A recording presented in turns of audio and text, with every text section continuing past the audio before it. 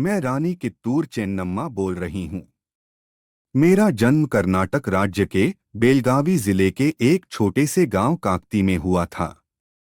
23 अक्टूबर 1778 में हुआ था। वह लिंगायत समुदाय से थीं। बहुत छोटी उम्र से ही उन्हें पारिवारिक परंपरा के अनुसार तलवारबाजी, तीरंदाजी और घुड़सवारी का प्रशिक्षण दिया गया था। 15 साल की छोटी उम्र में कित्तूर चेन्नम्मा का विवाह देसाई परिवार के एक सदस्य राजा मल्लसर्जा से हुआ।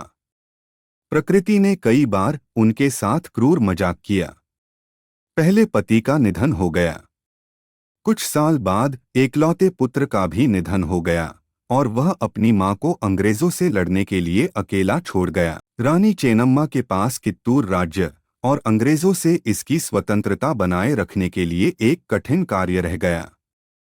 अपने पति और बेटे की मृत्यु के बाद रानी चेन्नम्मा ने वर्ष 1824 में शिवलिंगप्पा को गोद लिया और उन्हें राजगद्दी का उत्तराधिकारी बनाया।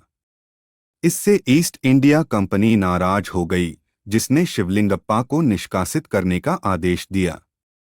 यहीं से उनका अंग्रेजों से टकराव शुरू हुआ और उन्होंने अंग्रेजों का आदेश स्वीकार करने से इनकार कर दिया।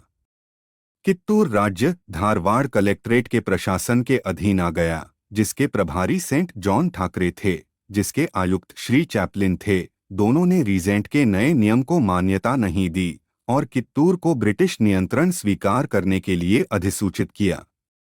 1823 में रानी चेन्नम्मा ने बॉम्बे प्रांत के लेफ्टिनेंट गवर्नर माउंटस्टुअर्ट एल्फिंस्टन को एक पत्र भेजकर अपना मामला दायर किया, लेकिन अनुरोध ठुकरा दिया गया और युद्ध छिड़ गया। अंग्रेजों ने कित्तूर के खजाने और मुकुट के आभूषणों के चारों ओर संतरी का एक समूह रखा, जिसकी कीमत युद्ध के छिड़ने पर लगभग 15 लाख रुपए थी, ताकि उन्हें सुरक्षित रखा जा सके।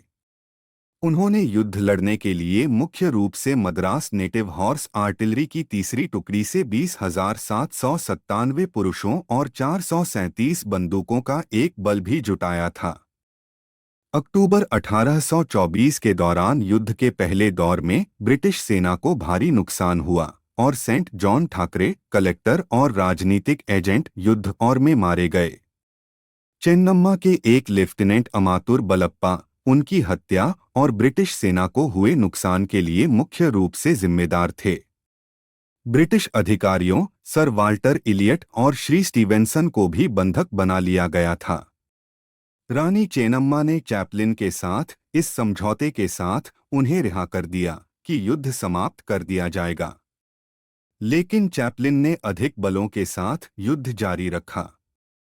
दूसरे हमले के दौरान सोलापुर के उपकलेक्टर थॉमस मुनरो के भतीजे मारे गए। रानी चेन्नम्मा ने अपने डिप्टी सांगोली रायन्ना की सहायता से जमकर युद्ध किया, लेकिन अंततः उन्हें पकड़ लिया गया और बैलहोंगल किले में कैद कर दिया गया, जहां 21 फरवरी 1829 को स्वास्थ्य बिगड़ने के कारण उनकी मृत्यु हो गई। संगोली रायन्ना ने 1829 तक गुरिल्ला युद्ध जारी रखा, लेकिन वह तब तक व्यर्थ रहा जब तक कि उसे पकड़ नहीं लिया गया। रायन्ना गोद लिए गए लड़के शिवलिंगप्पा को कित्तूर का शासक बनाना चाहते थे, लेकिन रायन्ना को पकड़ लिया गया और उन्हें फांसी दे दी गई। शिवलिंगप्पा को भी अंग्रेजों ने गिरफ्तार कर लिया था। चेन्नम्मा की विरासत और पहली जीत को कित्तूर में आज भी हर साल 22 से 24 अक्टूबर को आयोजित होने वाले कित्तूर उत्सव के दौरान याद किया जाता है।